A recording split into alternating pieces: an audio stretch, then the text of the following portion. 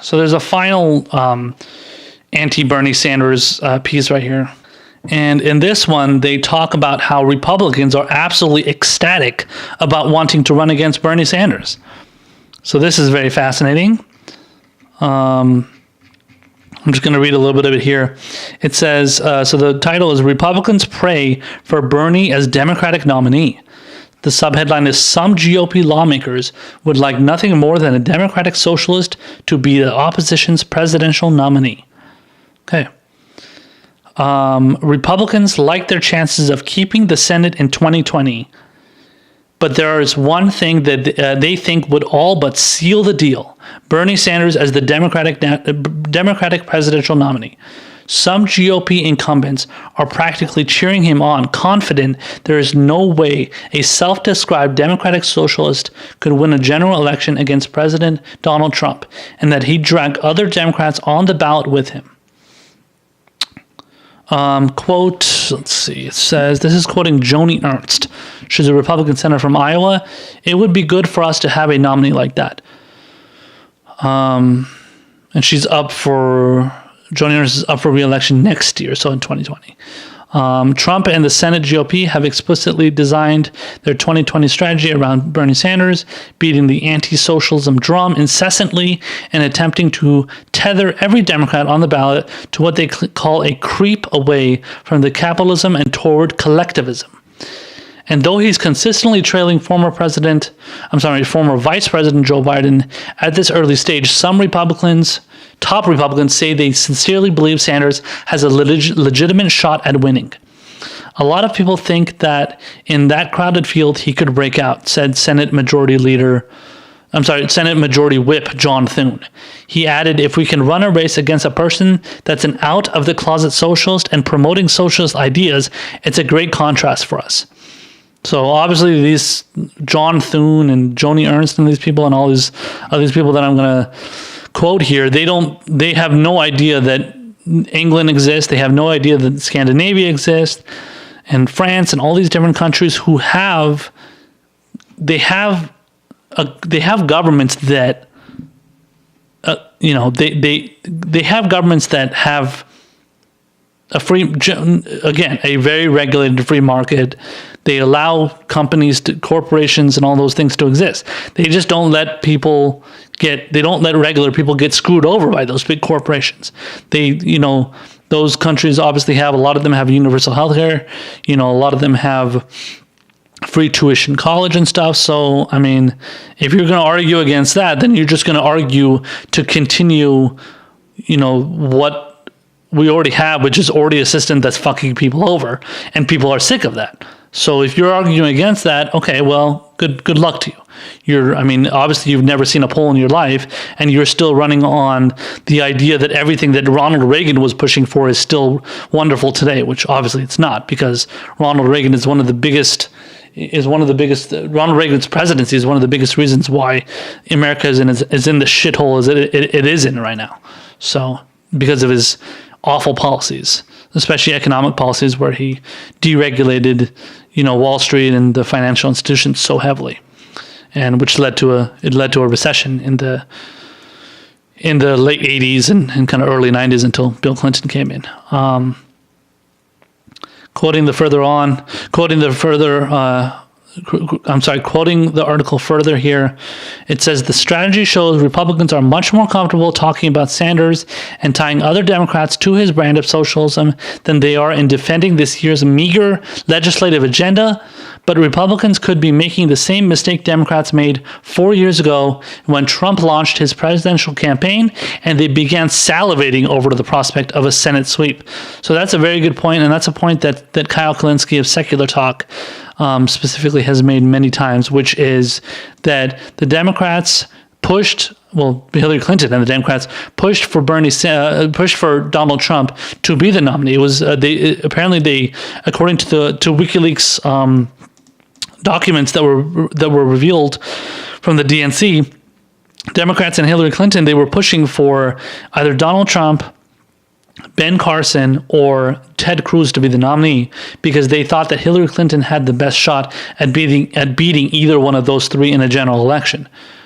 Now, the reality was that we saw when it come to at least when it came to Donald Trump, we saw that the polls were very, very close. So like when it came to like general election polling all throughout the primary and even after the primary was finished, but even in the beginning of the primary, Hillary Clinton was not leading Donald Trump by very much. Because at the time, Donald Trump was an unknown as far as his political views, and he was seen as kind of like, he later came in as kind of like kind of a curveball. Nobody really saw, nobody really knew what he believed in, but he was also throwing a lot of stuff around that people kind of got, obviously got a lot of attention from. But I mean, hell, the media was covering Donald Trump like crazy. I mean, they were showing like empty podiums of Donald Trump. It was so bad. So the media was obviously feeding into that Donald Trump is scary and stuff narrative, but they also assumed, well, he's probably not going to win anyway, but he's entertaining to watch.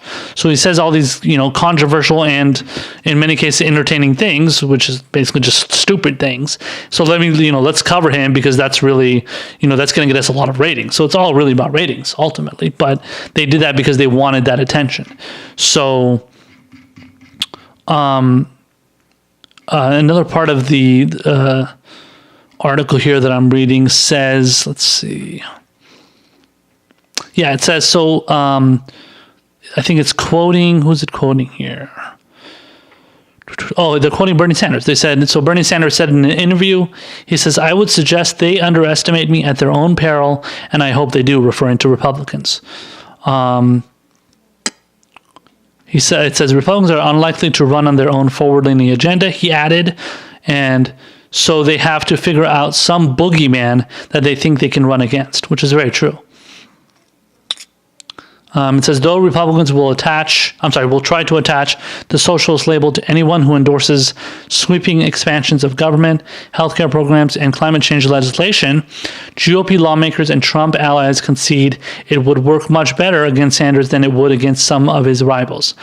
Biden is widely regarded as one of the most centrist Democrats in the field, a pragmatic Democrat who cut deals with Republicans for decades, at times to the chagrin of liberals like Sanders. Yeah, no shit. That would piss me off too. Quoting Lindsey Graham here, senator from South Carolina, "It's probably more effective against somebody who is actually a socialist." And it says Lindsey Graham is a close ally of Trump, who said the president is eager to run against socialism. Trying to tag Biden as a socialist would be a taller order, Graham acknowledged, though he predicted Biden would be pulled to the left. So see, and I mean, anytime anybody is pulled to the left of fucking, Bill Clinton, essentially, not even that. And Bill Clinton was like a centrist, right-leaning Democrat, basically, yeah. So anybody that would be going even to the left of him, they would call him a socialist. They probably even did that with Bill Clinton. I don't, obviously I was too young to remember a good chunk of the Clinton presidency, but I wouldn't be surprised if they were calling Clinton a socialist too. Let alone trying to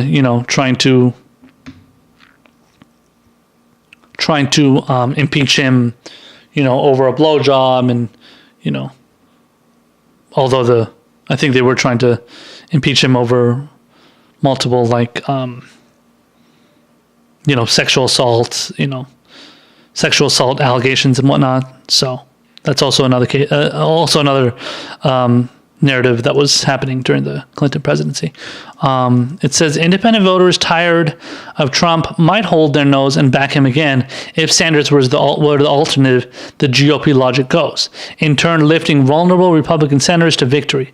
However, one Democrat working on Senate races said a Sanders nomination could help individual Democratic congressional candidates assert their independence from their party in key races. Democrats have a clear but narrow path to the Senate majority that hinges largely on picking up seats in states like Colorado, Maine, North Carolina, and Arizona, and defending incumbents in Michigan, Alabama, New Hampshire, and Virginia. Democrats need to net at least 3 Senate seats to win the chamber. So when it comes to, again, just like it was the case with the other articles that I was reading. Regarding kind of the attacks on Bernie Sanders. Again, this is a case of the media, the mainstream media, in this case Politico, which is your typical establishment, not even your typical, I mean, It's obviously in there with the typical establishment rags, but it's like the most establishment of all the establishment publications, essentially, because it's based in DC. It pushes that constant, anti-populist message. It constantly wants to frame everything from the mindset of what DC politicians think, and DC lobbyists think, and DC, advisors think, and strategists from Democratic or Republican strategists. But basically, the establishment type, frame of thought, basically. And they want to say, so again, I'm going to just read this one little part here. It says, independent voters tired of Trump might hold their nose and back him again if Sanders were the alternative. And it says the GOP logic goes. But see, they add in that little part about how that's part of the GOP logic. But in reality, that's what the logic of Politico is. But they try and pretend like that's what obviously that's what the GOP thinks, but what they try and pretend as if, no, that's just what the GOP thinks. No, that's what Politico thinks. That's what the establishment thinks. That's the narrative that they're pushing. But they want to put it on the GOP so they can pretend to seem as if they're being like they're being objective. So they just kind of toss that little nugget in there, and they're like, no, the GOP believes this, not us. It's not us. We're just reporting the facts here, buddy. Don't worry about it. We're not the ones trying to say that Bernie Sanders is a socialist and he's a communist and he's going to push for really far left positions that nobody likes. No, that's not what we're saying. We're saying that the GOP is saying that, and obviously a lot of that stuff is bullshit. Policies, when it comes to policies like Medicare-for-all, free college, all that stuff, pushing for stricter regulations on climate change and whatnot, all that stuff is popular. People want that stuff. Just because the GOP doesn't want it doesn't mean the rest of the country doesn't want it. It just depends on how you frame these issues. And Bernie Sanders, as far as I know, between Bernie Sanders, Tulsi Gabbard, and maybe Elizabeth Warren, although she's not nearly as good as either of those first two, but when it comes to framing these issues in more progressive ways, those things definitely come more from those kind of people, from the likes of Bernie Sanders, Tulsi Gabbard, and in some cases Elizabeth Warren, because they actually know what the issues are and they know what people think about these issues, whereas the establishment just thinks like, okay, well, this is going against what we think and it's too radical, so we don't support it.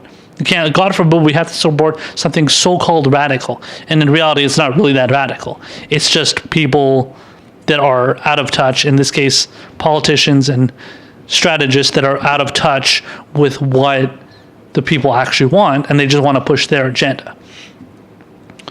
It says here, Senate Majority Leader Mitch McConnell is urging at-risk Republicans to emphasize to voters that the GOP Senate is a, quote, firewall against socialism in this country. And apparently they're listening. Colorado Senator Cory Gardner, perhaps the most endangered Republican up next year, is lacing into Sanders' proposal to let prisoners vote as not who America is and the antithesis of our values. Okay, so apparently Cory Gardner doesn't believe in the Constitution or the right for people in this country who are American citizens to vote just because they're in jail. Now, again, if you want to have a debate about whether you should let people that are like, terrorists and bombers and, mass shooters and stuff.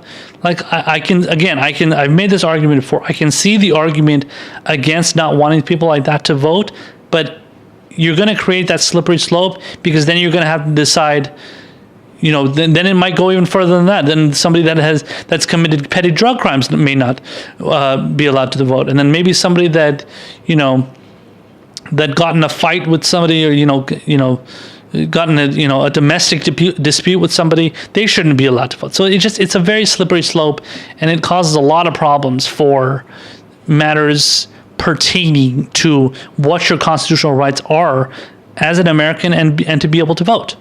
So I don't want to create that slippery slope, and I totally understand when somebody says they don't want to, when somebody like Bernie Sanders says he doesn't want to. So when people are against that, I mean, you're just coming out in favor.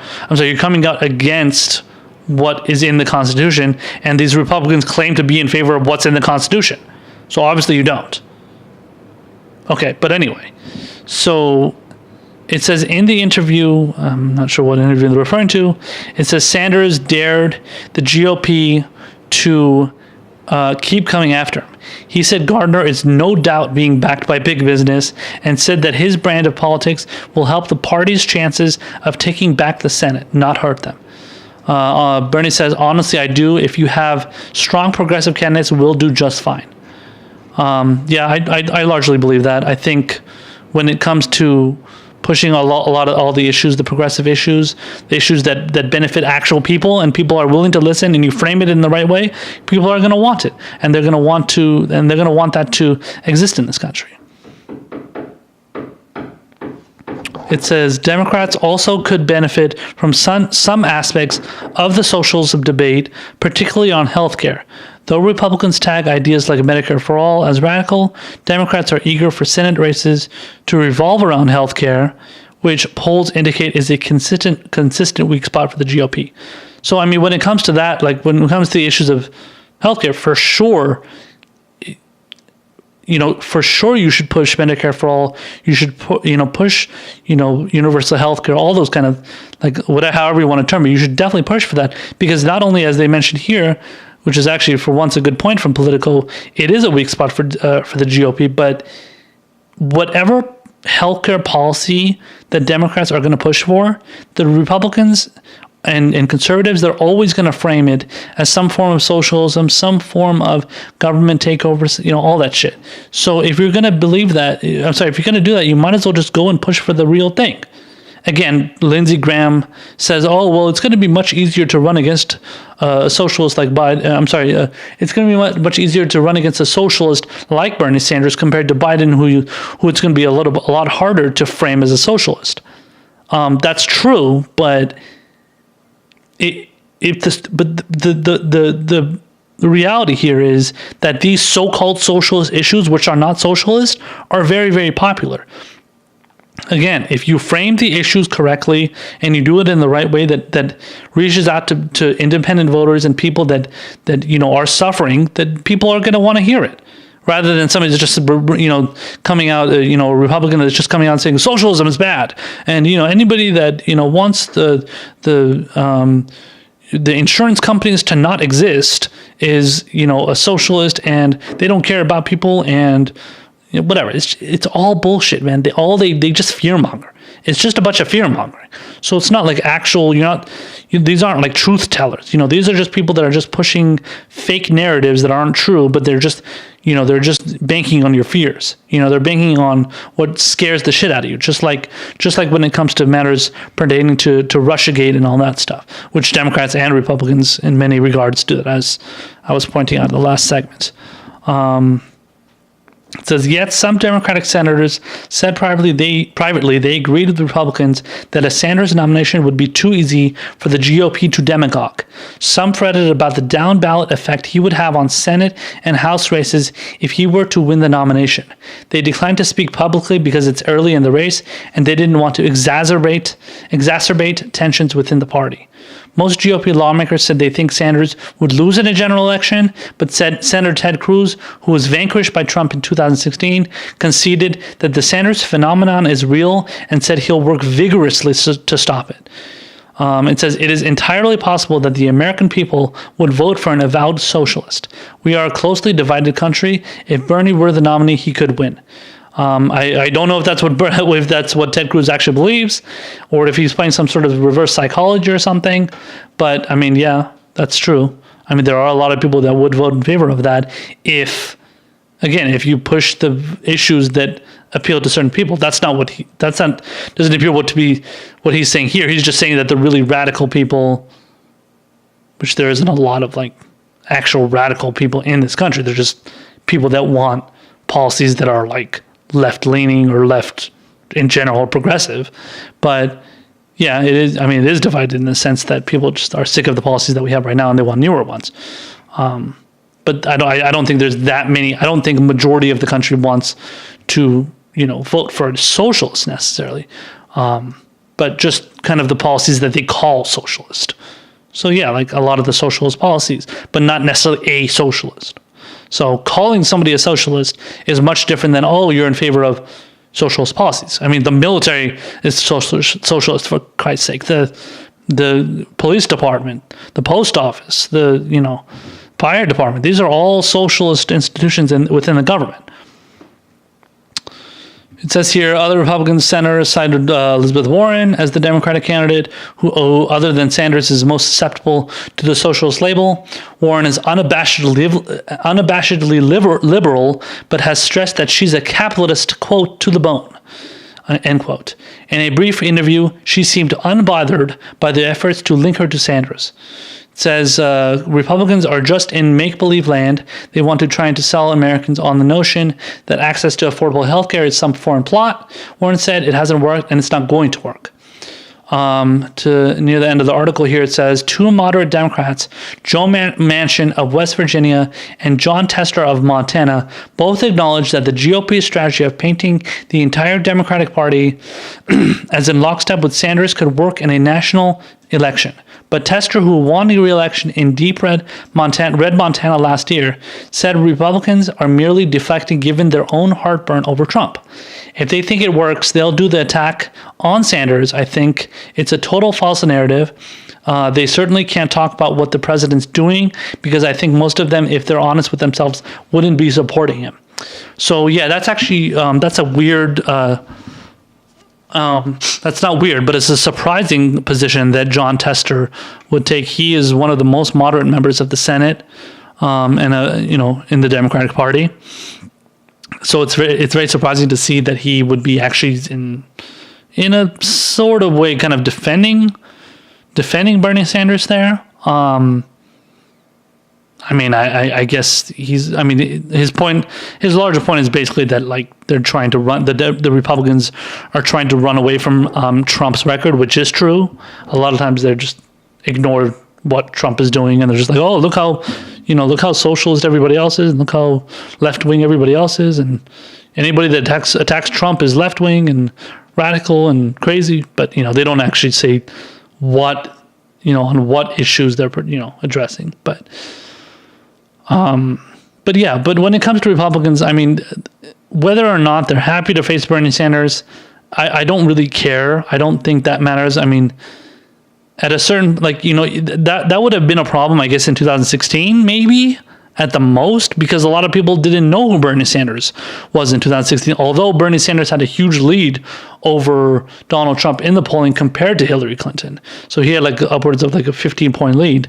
Now, a lot of people were saying, oh, well, they're just going to use, and I'm sure they believe that this time too, the Democrats, Democratic loyalists, centrists, they believe that, well, once Bernie Sanders gets into the general election against Trump, he's going to have a lot of problems because they're going to start attacking him and they're going to start, they're going to start lobbing insults against him and using attack ads and stuff like that. So he's going to be in a lot of trouble after that. I guarantee you. So whether or not you believe that, I mean, that's up to you. I don't particularly believe that now. Was it possible in 2016? Yes. I don't know if that would have worked in 2016, but it was much more of a likelihood back then compared to now, where Bernie Sanders is much more well-known. He's much more popular. He's got a much bigger base of supporters and people that will fight against the misinformation, myself being one of them and many other people that I know on social media. They're willing to, die for him, essentially die defending Bernie Sanders. And that's a lot of times that's what you need in these kind of situations, whereas who the hell is going to want to fight? Who's going to want to fight in favor of Joe Biden other than the Democratic loyalists, which honestly, there isn't really that many of them. The rest of the people are just going to go and vote for that person, but that doesn't mean necessarily that they're going to support, let alone defend that person. So that's how it is. So when people say Hillary Clinton won 65 million votes and she won 3 million votes more than Donald Trump, yeah, that's true. But that doesn't mean that all 65 million of those voters were in love with Hillary Clinton. A lot of them hated Donald Trump. I don't know if all of them hated Donald Trump. I don't know what percentage loved Hillary. I don't know what percentage loved, hated Trump.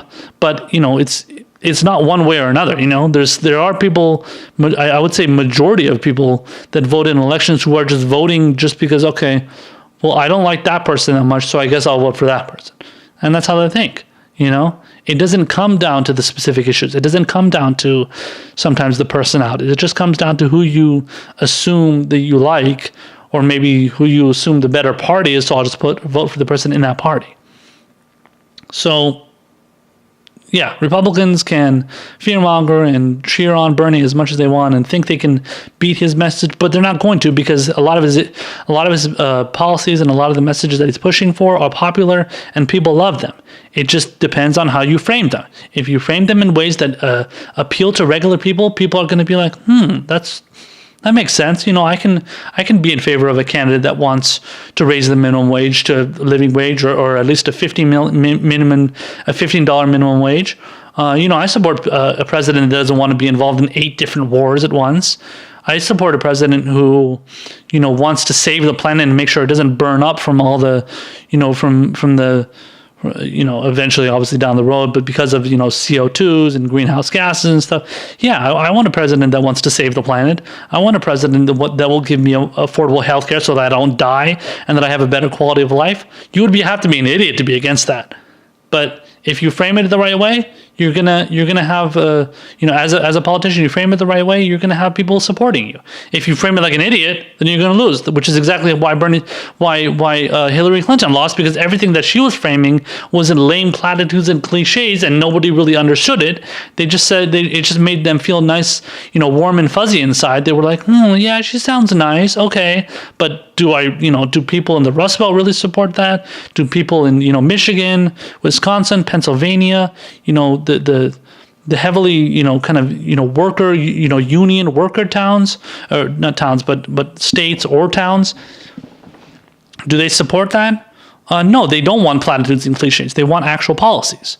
And Bernie Sanders has that. So that's why you have to support Bernie Sanders, in my opinion.